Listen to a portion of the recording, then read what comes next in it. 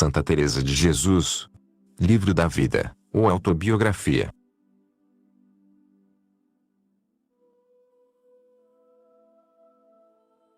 Capítulo 13.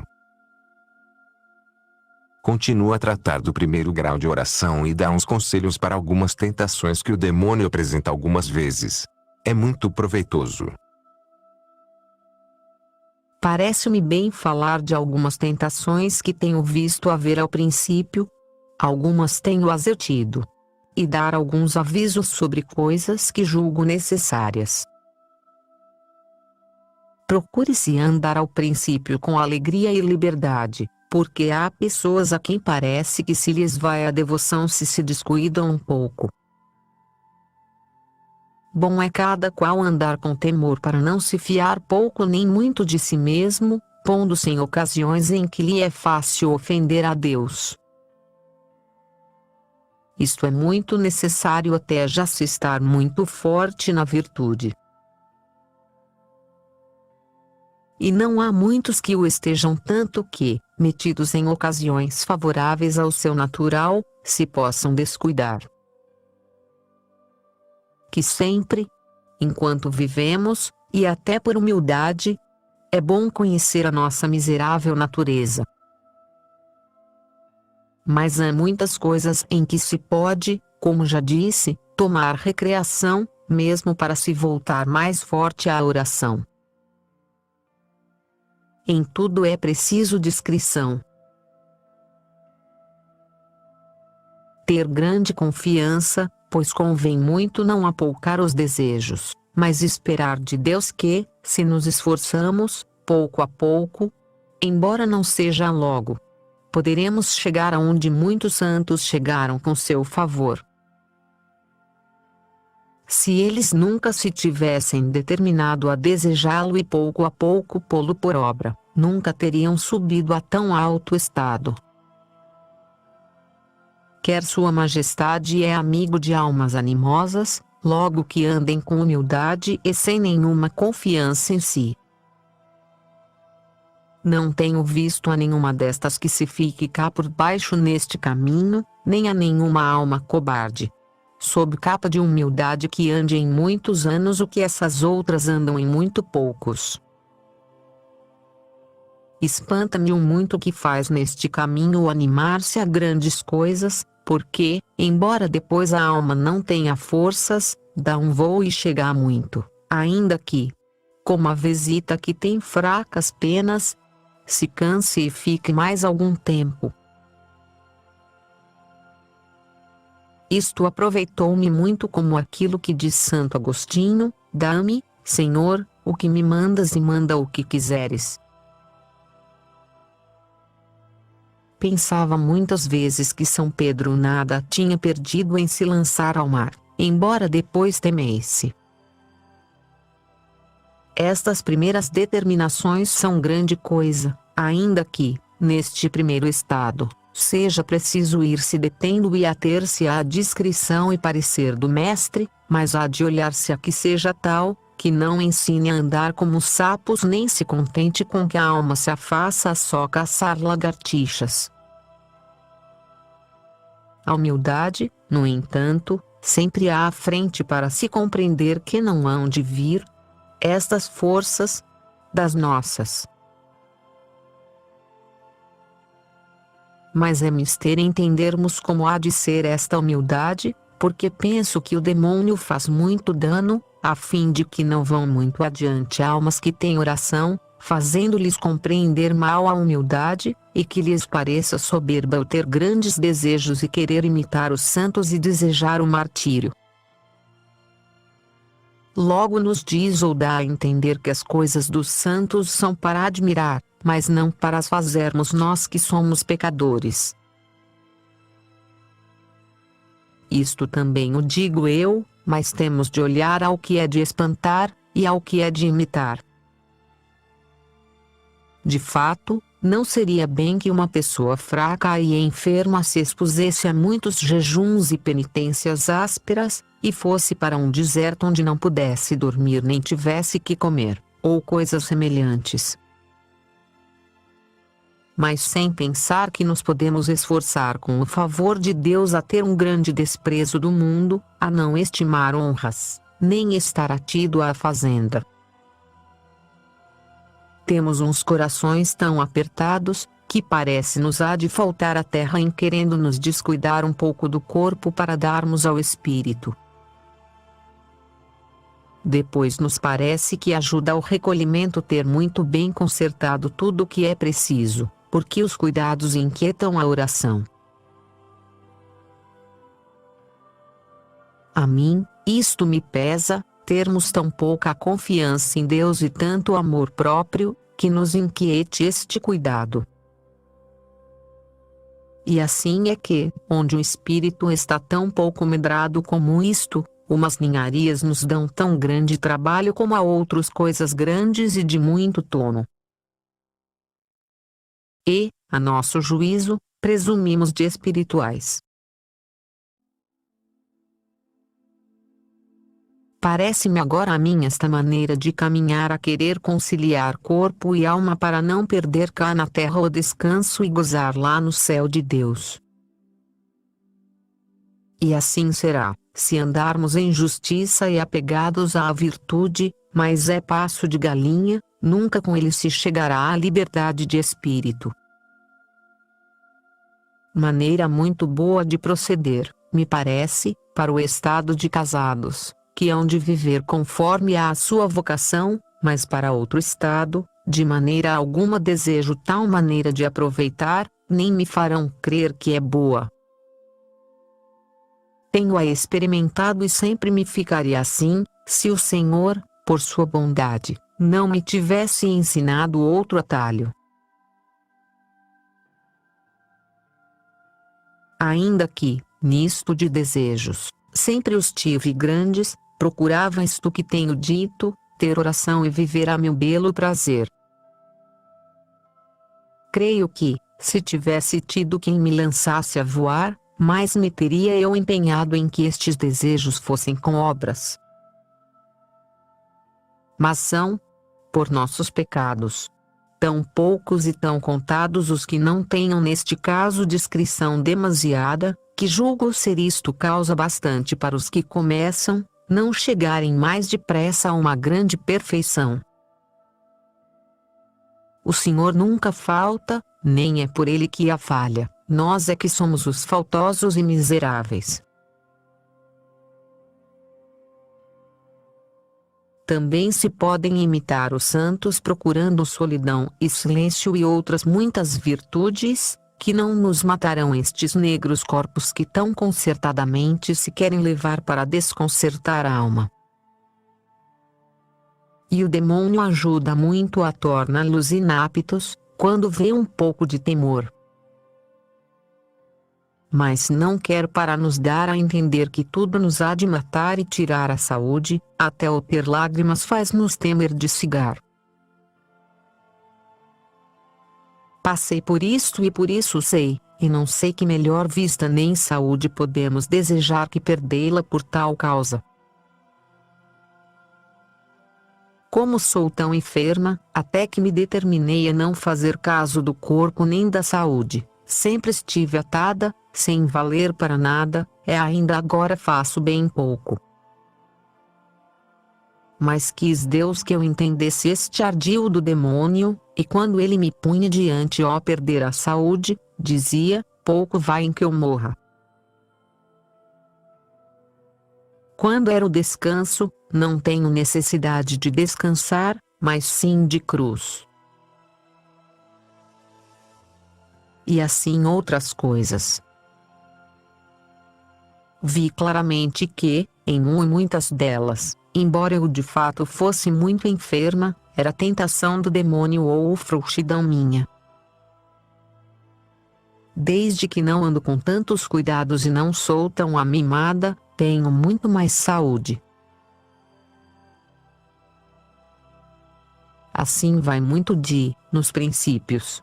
Ao começar a ter oração, não apoucar os pensamentos.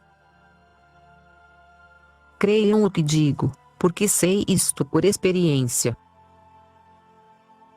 E, para que escarmentem em mim, poderá também aproveitar o dizer estas minhas faltas. Outra tentação que há logo muito de ordinário, é desejar que todos sejam muito espirituais, pois começam a saborear o sossego e o lucro que ele traz.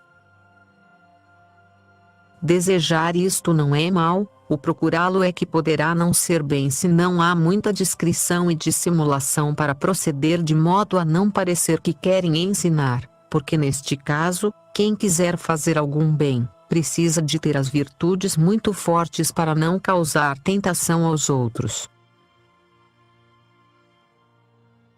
Aconteceu isto comigo, e por isso o compreendo.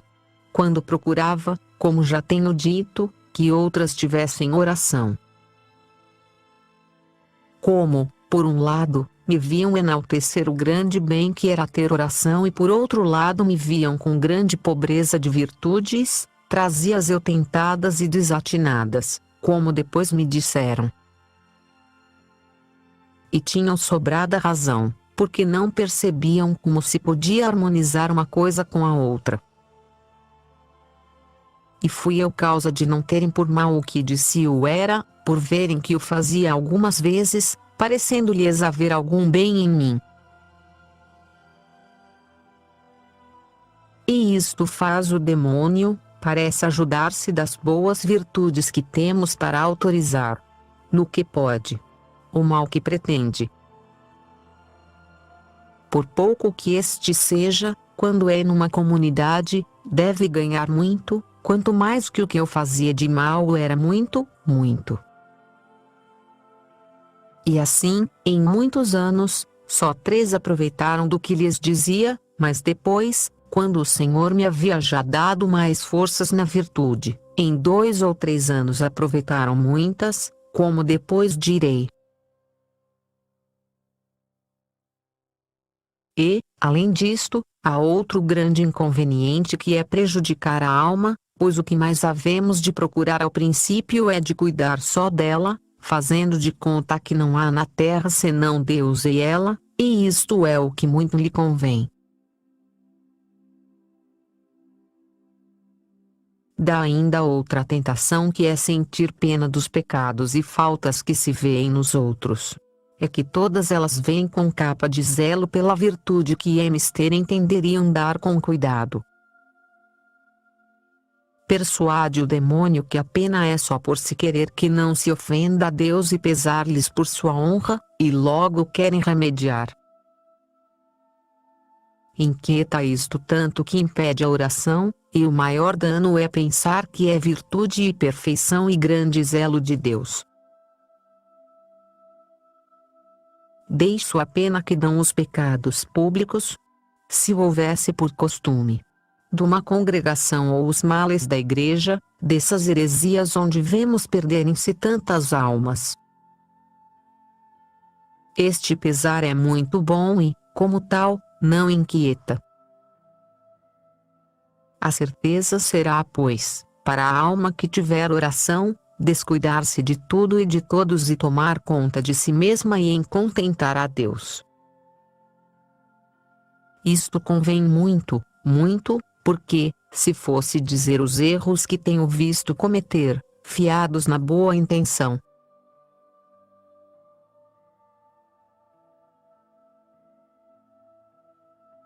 procuremos, pois, atender sempre às virtudes e às coisas boas que virmos nos outros e tapar seus defeitos com os nossos grandes pecados. E com esta maneira de agir, embora não se faça logo com perfeição, ganha-se uma grande virtude, que é, de termos a todos por melhores do que nós.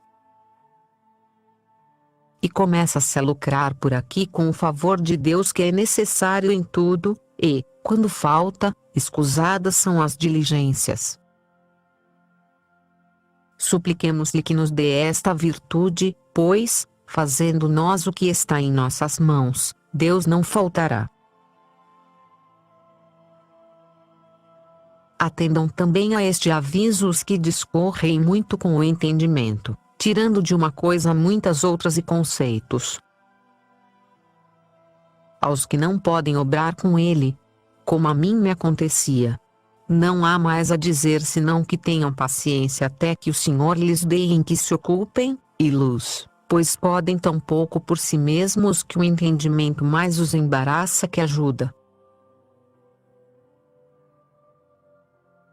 Pois voltando aos que discorrem, digo que não se lhes vá todo o tempo nisso, embora seja muito meritório, porque, como é oração saborosa, parece-lhes que não há de haver dia de domingo, nem momento que não seja de trabalho.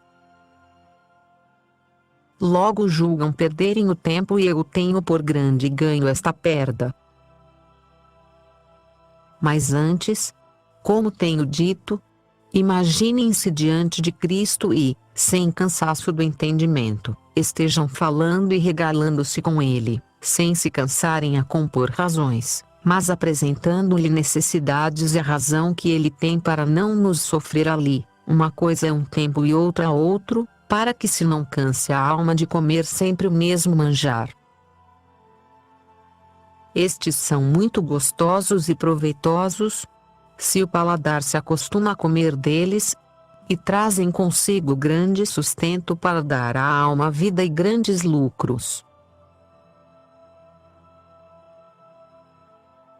Quero me explicar melhor, porque estas coisas de oração são todas elas dificultosas e, se não se encontra mestre, muito mais de entender. Isto faz que, embora eu quisesse abreviar, e bastava apenas mencioná-las, para o bom entendimento de quem me mandou escrever estas coisas de oração, a minha rudeza não dá lugar a dizer e dar a entender em poucas palavras uma coisa que tanto importa declarar bem. Eu passei tanto que tenho dó dos que começam só com livros, porque é coisa estranha quão diferentemente se entende o que ali se vê, depois de experimentado.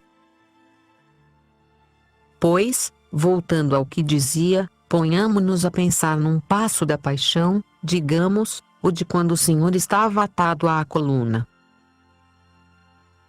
Ando o entendimento rebuscando o que ali há a considerar, as grandes dores e pena que Sua Majestade teria naquela soledade e outras muitas coisas que, se o entendimento é vivo, poderá deduzir daqui. E então, se é letrado? Este é o modo de oração por que todos hão de começar e continuar e acabar. É muito excelente e seguro caminho, até que o Senhor os leve a outras coisas sobrenaturais. Digo todos. Mas, no entanto, há muitas almas que tirarão mais proveito de outras meditações do que na da Sagrada Paixão, pois, assim como há muitas moradas no céu, há muitos caminhos. Algumas pessoas aproveitam considerando-se no inferno, outras no céu. E afligem-se em pensar no inferno, outras na morte. Algumas, se são ternas de coração, doem-se muito de pensar sempre na paixão e regalam-se e tiram fruto em contemplar o poder e a grandeza de Deus nas criaturas e o amor que nos teve, o qual se manifesta em todas as coisas. E é admirável maneira esta de proceder, não deixando, no entanto, muitas vezes a paixão e vida de Cristo, que é donde nos veio e vem todo o bem. É necessário que esteja de aviso o que começa, para verem que aproveita mais. Para isto, é muito necessário ter mestre experimentado, que, se não, muito pode errar e trazer uma alma sem a entender nem deixar que ela se entenda a si mesma. Pois, como esta sabe que é grande mérito estar sujeita a um mestre, não ousará sair daquilo que lhe mandam. Eu tenho encontrado almas encurraladas e angustiadas por não ter experiência quem as ensinava, que me faziam lástima. Algumas nem sabiam já que fazer de si, porque, não entendendo eles o espírito, afligem alma e corpo e impedem o aproveitamento. Uma, que tratou comigo, tinha o mestre atada, havia 8 anos, não a deixava sair do próprio conhecimento. E o Senhor tinha já em oração de quietude e assim passava muito trabalho. Embora isto do conhecimento próprio jamais se deva deixar, não há alma tão gigante que não tenha muitas vezes de tornar a ser menino e de mamar. E isto jamais se ouve de que sal direi mais vezes, porque importa muito. É que não há estado de oração tão subido que não seja muitas vezes necessário tornar ao princípio. E isto dos pecados e conhecimento próprio é o pão com que todos os manjares se hão de comer, por delicados que estes sejam, neste caminho de oração, e sem este pão elas não se poderiam sustentar. Mas há de comer-se com conta e medida. Depois que uma alma se veja rendida e entende claramente que de si não tem coisa boa, e se sente envergonhada diante de tão grande rei, e vê o pouco que lhe paga para o muito que lhe deve, que necessidade há de gastar aqui o tempo? Mas sim irmos a outras coisas que o Senhor nos põe diante, não há razão para que as deixemos, pois Sua Majestade sabe melhor do que nós o que nos convém comer. Assim importa muito que o mestre seja avisado, digo, de bom entendimento, e que tenha experiência. Se com isto tem letras, é grandíssima coisa, mas, se não se podem encontrar estas 3 coisas juntas, as 2 primeiras importam mais, porque letrados podem procurar para com eles comunicarem quando tiverem necessidade. Digo que nos princípios, se eles não têm oração, aproveitam pouco as letras. Não digo que não se trate então com letrados, porque espírito que não vá fundado na verdade, eu mais o quisera sem oração. Grande coisa é ter letras, porque estas nos ensinam aos que pouco sabemos e nos dão luz e, apoiados nas verdades da Sagrada Escritura, fazemos o que devemos. De devoções tontas, livre-nos Deus.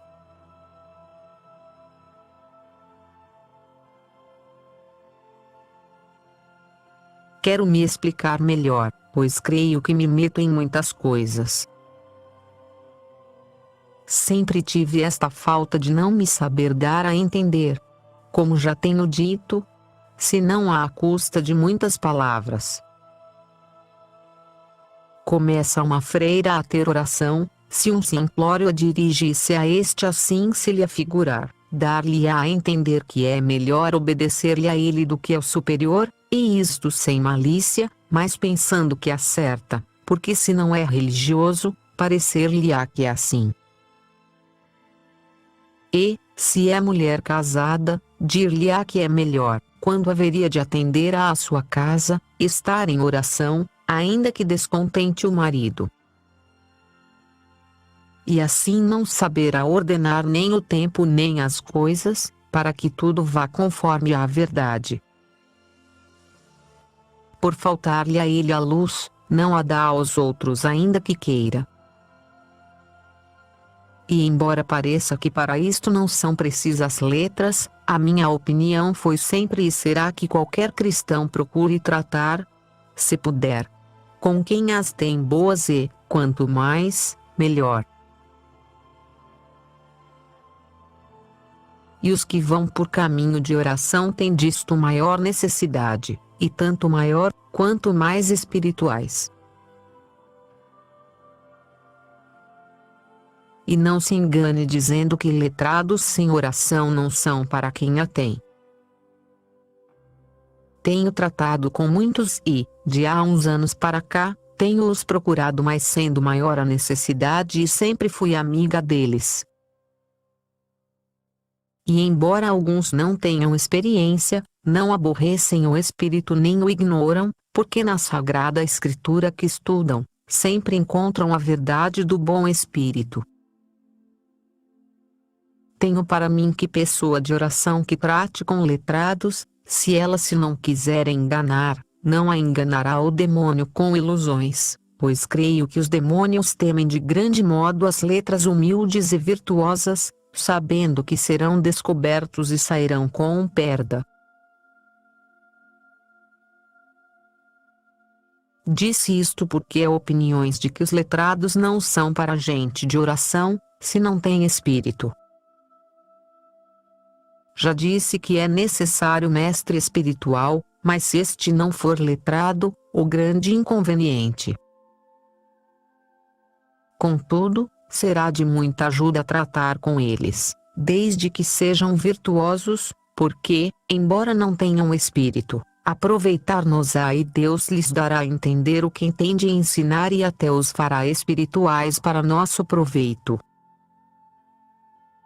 E isto não o digo sem o ter experimentado e aconteceu-me a mim com mais de 2. Digo que, para se render uma alma a estar de todo sujeita a um só mestre, erra muito se não procurar que seja tal como fica dito. Se for religioso, há de estar sujeito a seu prelado, a quem porventura faltarão todas as 3 coisas, o que não será já pequena cruz. Sem que ele, de sua própria vontade, sujeite o seu entendimento a quem o não tenha bom. Pelo menos disto nunca eu me pude convencer a mim mesma, nem me parece que convém. Se é secular, louve a Deus porque pode escolher a quem há de estar sujeito e não perca esta tão virtuosa liberdade, antes esteja sem nenhum até o encontrar. O Senhor lhe dará, desde que vá tudo fundado em humildade e com desejo de acertar. Eu louvo muito, e nós as mulheres e os que não têm letras sempre lhe havíamos de dar infinitas graças, por haver quem, com tantos trabalhos, tenha alcançado a verdade que nós, ignorantes, ignoramos. Espantam-me muitas vezes letrados, religiosos em especial, com o trabalho com que ganharam o que sem nenhum, mais que o de perguntar, me aproveite a mim. E que haja pessoas que se não querem aproveitar disto, não o queira Deus. Vejo-os sujeitos aos trabalhos da religião, que são grandes, com penitência e mal comer, rendidos à obediência que é certo ser misto, algumas vezes, de grande confusão e, além disso, mal dormir, tudo trabalho, tudo cruz. Parece-me que seria grande mal se alguém, por sua culpa, perdesse tanto o bem. E poderá ser que pensemos alguns dos que estamos livres destes trabalhos e vivendo a nosso prazer, dando-nos eles tudo já guisado. Como se diz, que, por termos um pouco mais de oração, nos havemos de avantajar a tantos trabalhos. Bendito sejais vós, Senhor, que tão inábil e sem proveito me fizestes, mas louvo-vos muito, por despertardes a tantos que nos despertem. Havia de ser muito contínua a nossa oração por esses que nos esclarecem. Que seríamos sem eles entre tão grandes tempestades como agora tem a Igreja? Se alguns têm havido ruins, mais resplandeceram os bons. Praza ao Senhor que os tenha de sua mão e os ajude para que nos ajudem. Amém. Muito tenho saído propositadamente do que comecei a dizer, mas tudo é a propósito para os que começam, a fim de que comecem caminho tão alto, de maneira a irem metidos no verdadeiro caminho. Pois, voltando ao que dizia, de pensar em Cristo atado à coluna, é bom discorrer um pouco e pensar nas penas que ali teve e por que as teve e quem é aquele que as teve e o amor com que as passou. Mas não se cansem andar sempre a buscar isto, Antes se fique ali com ele, aquietado o entendimento.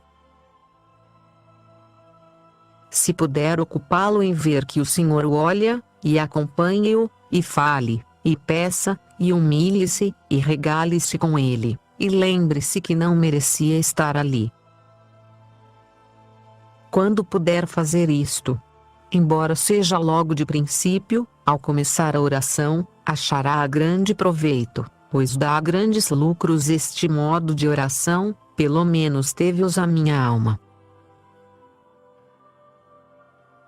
Não sei se acerto em o dizer, vossa mercê o verá.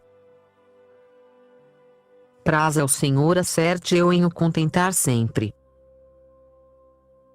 Amém.